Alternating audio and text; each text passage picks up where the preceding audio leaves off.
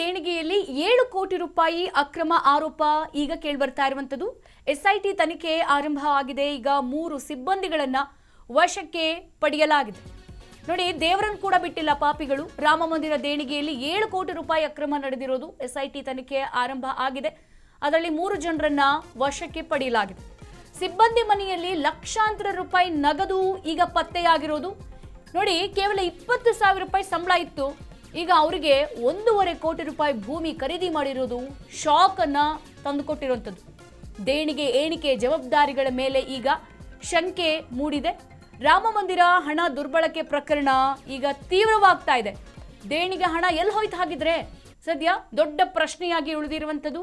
ಅಕ್ರಮದ ಸುಳಿವು ತನಿಖೆಯನ್ನ ಗಟ್ಟಿಗೊಳಿಸಿದ್ದಾರೆ ಅಧಿಕಾರಿಗಳು. ನೋಡಿ, ಎಸ್ಐಟಿ ದಾಳಿಯಲ್ಲಿ ಮಹತ್ವದ ದಾಖಲೆಗಳನ್ನ ಈಗ ವಶಪಡಿಸಿಕೊಳ್ಳಲಾಗ್ತಾ ಇದೆ. ನೋಡಿ, ಅಯೋಧ್ಯೆಗೆ ರಾಮ ಮಂದಿರದ ದೇಣಿಗೆ ಹಣದಲ್ಲಿ ಭಾರಿ ಅಕ್ರಮ ನಡೆದಿರೋದು. ನೋಡಿ, ಬೇಲಿಯ ಎದ್ದು ಹೊಲ ಮೇಯ್ದಂತೆ ಅಂತ ನಾವು ಗಾದೆ ಮಾತು ಹೇಳ್ತೀವಲ್ಲ, ಹಾಗೆ ದೇವಸ್ಥಾನದ ಒಳಗಿರೋರೆ ದೇಣಿಗೆ ದುಡ್ಡನ್ನ ತಿಂದು ತೇಗಿ ಲಕ್ಷಾಂತರ ರೂಪಾಯಿ ದುಡ್ಡನ್ನ ಮನೆಯಲ್ಲಿ ಇಟ್ಕೊಂಡು ಕೋಟ್ಯಾಂತರ ರೂಪಾಯಿ ಪ್ರಾಪರ್ಟಿಯನ್ನ ಪರ್ಚೇಸ್ ಮಾಡಿದ್ದಾರೆ. ದೇವರ ಹೆಸರು ಹೇಳ್ಕೊಂಡು ದೇವ್ರಿಗೂ ಕೂಡ ಇವರು ಪಂಗನಾಮ ಹಾಕ್ತಾರೆ ಅಂತ ಅಂದ್ರೆ ಮನುಷ್ಯರಿಗೆ ಬಿಡ್ತಾರ? ಹಾಗಿದ್ರೆ ಅಯೋಧ್ಯೆಯ ರಾಮ ಮಂದಿರ ದೇಣಿಗೆ ಹಣದಲ್ಲಿ ಭಾರಿ ಅಕ್ರಮ, ಭಾರಿ ಗೋಲ್ಮಾಲ್ ಮಾಡಿದ್ದಾರೆ. ಸದ್ಯ ಈ ಪ್ರಕರಣಕ್ಕೆ ಹೊಸ ಟ್ವಿಸ್ಟ್ ಸಿಕ್ಕಿದೆ.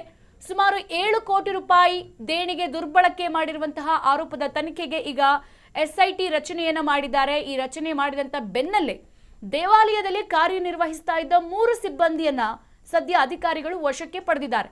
ಎಸ್ಐಟಿ ಏನೋ ರಚನೆ ಆಗಿದೆ. ಈ ರಚನೆಯಾದ ಬೆನ್ನಲ್ಲೇ ಈಗ ಅಲ್ಲಿನ ಕೆಲಸ ಮಾಡ್ತಿರ್ತಾರಲ್ಲ ದೇವಸ್ಥಾನದೊಳಗೆ, ಅವರನ್ನೇ ವಿಚಾರಣೆ ನಡೆಸಿದಾಗ ಅಲ್ಲಿ 3 ಜನರ ಮೇಲೆ ಡೌಟ್ ಬಂದು ಅವರನ್ನ ಸದ್ಯಕ್ಕೆ ಈಗ ವಶಪಡಿಸಿಕೊಳ್ಳಲಾಗಿದೆ. ನೋಡಿ, ಇವರಲ್ಲಿ ಲವಕುಶ್ ಮಿಶ್ರಾ ಎಂಬ ಸಿಬ್ಬಂದಿ ಮನೆಯಲ್ಲಿ 10 ರಿಂದ 12 ಲಕ್ಷ ರೂಪಾಯಿ ನಗದು ಪತ್ತೆಯಾಗಿದೆ ಅಂತ ಈಗ ಎಸ್ಐಟಿ ಮೂಲಗಳಿಂದ ತಿಳಿದು ಬಂದಿರೋದು.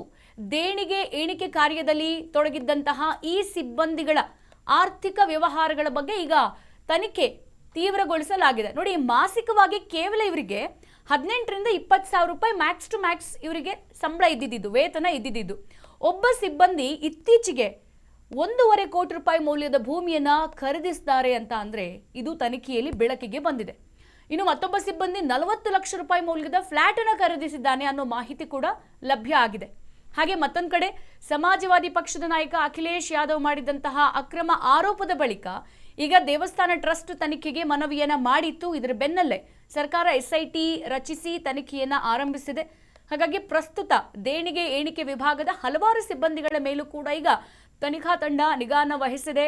ಹಾಗಾಗಿ ಈ ಕೇಸ್, ಈ ಪ್ರಕರಣ ಮತ್ತಷ್ಟು ಮಹತ್ವವನ್ನ ಕೂಡ ಈಗ ಪಡೆದುಕೊಂಡಿರುವಂಥದ್ದು. ನೋಡಿ, ರಾಮ ಮಂದಿರ ನಿರ್ಮಾಣ ಆದ್ಮೇಲೆ ಲಕ್ಷಾಂತರ ಜನರು ರಾಮನನ್ನ ಕಣ್ತುಕೊಬೇಕು, ರಾಮನನ್ನ ನೋಡ್ಬೇಕು ಅಂತ ಹೇಳಿ ದೇಶದಿಂದ ರಾಜ್ಯದಿಂದ ಹೋಗಿ ಅಲ್ಲಿ ಕಾಣಿಕೆ ಹುಂಡಿಗೆ ದುಡ್ಡು ಹಾಕೋದಾಗಿರ್ಬೋದು, ಇತರ ಸೇವಾಗಳನ್ನ ಮಾಡಿಸೋದಾಗಿರ್ಬೋದು, ಎಲ್ಲ ಅವರದ್ದೇ ಆದಂತಹ ಕರ್ಮಫಲಗಳನ್ನ ಅಲ್ಲಿ ಮುಗಿಸ್ಬಿಟ್ಟು ಬರ್ತಾರೆ. ಆದರೆ ಈ ದೇಣಿಗೆ ವರ್ಷಕ್ಕೋ ತಿಂಗಳಿಗೋ ಹಣ ಜಮೆ ಆಗಿರುತ್ತೆ, ಕಾಣಿಕೆ ಹುಂಡಿಯನ್ನ ಎಣಿಸ್ಬೇಕಾಗತ್ತೆ. ಅವೆಲ್ಲ ದೇಗುಲದ ನಿರ್ಮಾಣಕ್ಕೆ ಅಥವಾ ದೇವಸ್ಥಾನವನ್ನ ಪುನಶ್ಚೇತನಗೊಳಿಸೋಕ್ಕೆ ಆ ಸಂಬಳವನ್ನ ಅಥವಾ ಬಂದಿರೋ ದುಡ್ಡನ್ನ ಅಲ್ಲಿ ಯೂಸ್ ಮಾಡ್ಕೊತಾರೆ ಆಡಳಿತ ಅಧಿಕಾರಿಗಳು. ಆದರೆ ಇಲ್ಲಿ ನೋಡಿ, ಆ ದುಡ್ಡಿನ ಮೋಹಕ್ಕೆ ಒಳಗೆ ಇದ್ದಂಥವರು ಈಗ ಆ ದೇಣಿಗೆ ದುಡ್ಡನ್ನ ಲಪಟಾಯಿಸಿ, ನೋಡಿ, ಒಬ್ಬರ ಮನೆಯಲ್ಲಿ 12 ಲಕ್ಷ ರೂಪಾಯಿ ಸಿಕ್ಕಿದೆಯಂತೆ, ಒಬ್ಬ 40 ಲಕ್ಷ ರೂಪಾಯಿ ಫ್ಲಾಟ್ ತಗೊಂಡಿದ್ದಾನಂತೆ, ಮತ್ತೊಬ್ಬ ಅಲ್ಲಿ 1.5 ಕೋಟಿ ರೂಪಾಯಿ ಜಮೀನು ಖರೀದಿ ಮಾಡಿದ್ದಾನಂತೆ. ಇದಕ್ಕೆ ಅಲ್ವಾ ಹೇಳೋದು ಬೇಲಿಯೇ ಎದ್ದು ಹೊಲ ಮೇಯ್ದಂತೆ ಅಂತ. ಸೊ ಆ ರೀತಿಯಾಗಿದೆ ಸದ್ಯದ ರಾಮ ಮಂದಿರದ ಪರಿಸ್ಥಿತಿ.